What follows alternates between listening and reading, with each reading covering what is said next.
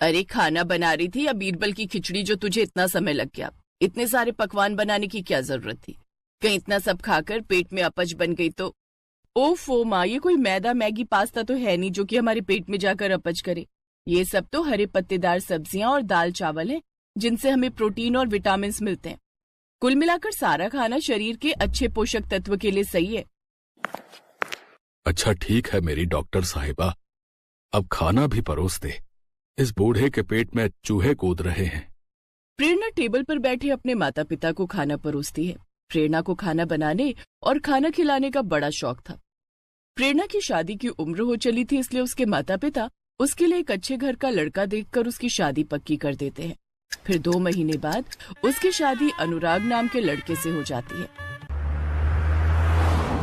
शादी के बाद वो अपने ससुराल आती है, जहां उसके सास ससुर, जेठ जेठानी, उनके बच्चे, ननद देवर और एक बूढ़ी दादी सास भी होती है। इतने बड़े परिवार को देख प्रेरणा हैरान थी। ऊपर से कोई मोटा तो कोई पतला था। ये कैसा गेंदे के फूल जैसा ससुराल मिला है मुझे। कोई जरूरत से ज्यादा मोटा तो कोई सूखा हुआ कांटा।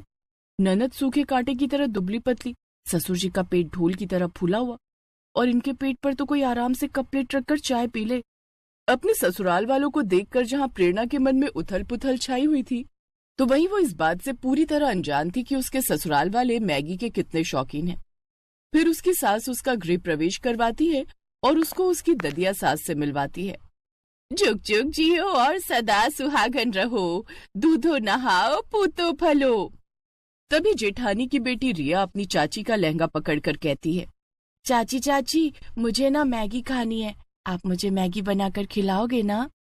अरे रिया, अभी तेरी चाची थकी हुई है, चल मैं तेरे लिए बॉर्नवीटा वाला दूध बना देती हूँ। नहीं बुआ, मुझे दूध नहीं पीना, वो अच्छा नहीं लगता। मम्मा आप चलकर मेरे लिए मैगी बना दो ना प्लीज। अच्छा कोई बात नहीं, मैं तुम्हारे लिए मैगी बना देती हूँ। वैसे भी मैगी बनाने में 2 मिनट तो लगते हैं। मैगी का नाम सुनकर बाकी सबके मुंह में भी पानी आ जाता है। तभी बूढ़ी दादी सास कहती हैं, भूख तो मुझे भी लग पड़ी है, शादी में ठीक से खा नहीं पाई, दांत जो नहीं है अपने, तू एक काम कर मेरे लिए भी मैगी बना देना। दादी जी आप भी मैगी खाएंगी? मैगी तो मैदा होती है और वो इस उम्र में खाना आपकी सेहत के लिए सही नहीं है। मैं आपके लिए रोटी सब्जी बना देती हूँ।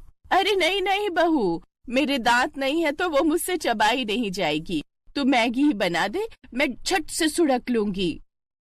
प्रेरणा मैगी बनाने जाने लगती है। धीरे धीरे बाकी सभी भी मैगी खाने की फरमाइश करते हैं। बेचारी प्रेरणा अपना लहंगा पकड़कर रसोई में जाती है और सबके लिए मैगी बनाने लगती है। कुछ देर बाद वो मैगी लाकर सबको टेबल पर परोसती है, तो सभी ससुराल वाले दोनों हाथों से फटाफट मैगी खाने लगते हैं। उन्हें देखकर प्रेरणा सोचती है, छी, ये तो ऐसा लग रहा है जैसे ना जाने कितने दिनों के भूखे हो। वाह देवरानी जी, बड़ी टेस्टी मैगी बनाई है तुमने तो। सच में भाभी, बड़ी अच्छी बनी है। वो क्या कहते हैं ना, जस्ट लुकिंग लाइक वाओ। जी शुक्रिया।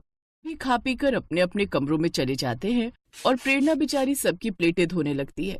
उसके बाद अपने कमरे में जाती है, जहां उसका पति अनुराग उसका इंतजार कर रहा था। फिर उनकी सुहाग रात होती है।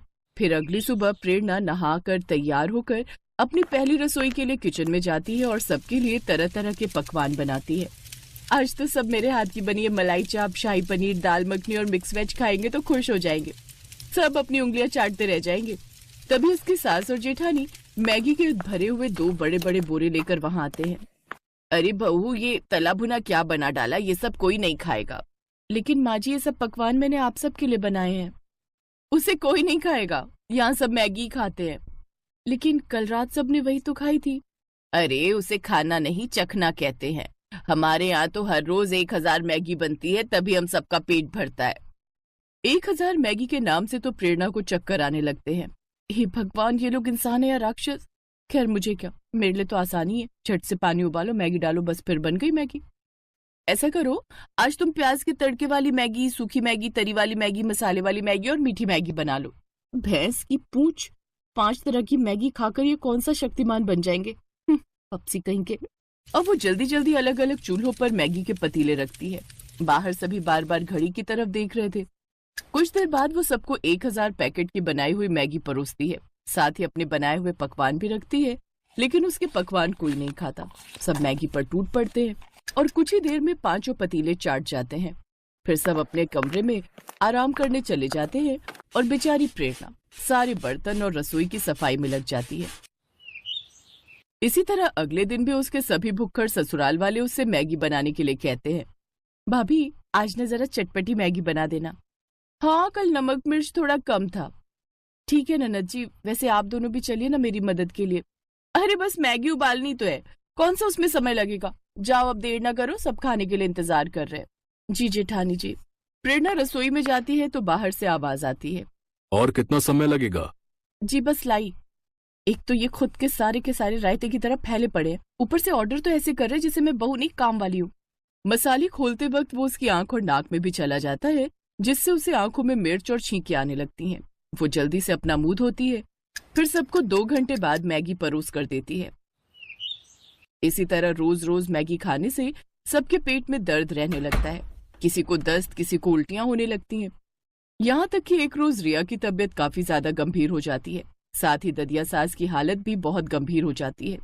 उन्हें जल्दी से अस्पताल ले जाया जाता है, जहाँ डॉक्टर उनसे कहता है, देखिए इनकी आंतों में मैदा जम चुका है। इतनी मात्रा में मैदा खाने से लिवर या किडनी आगे चलकर खराब हो सकती है। आप यकीन नहीं करेंगे डॉक्टर साहब, लेकिन मेरे ससुराल में हर दिन 1000 पैकेट मैगी बनती है। क्या आप लोगों को पता नहीं मैदा हमारे शरीर के लिए कितना ज्यादा नुकसानदायक है? आप लोग ये सब छोड़कर घर का हेल्दी खाना खाइए और घर के कामकाज भी करिए ताकि शरीर हेल्दी रहे, नहीं तो एक दिन तबीयत काफी ज्यादा खराब हो जाएगी।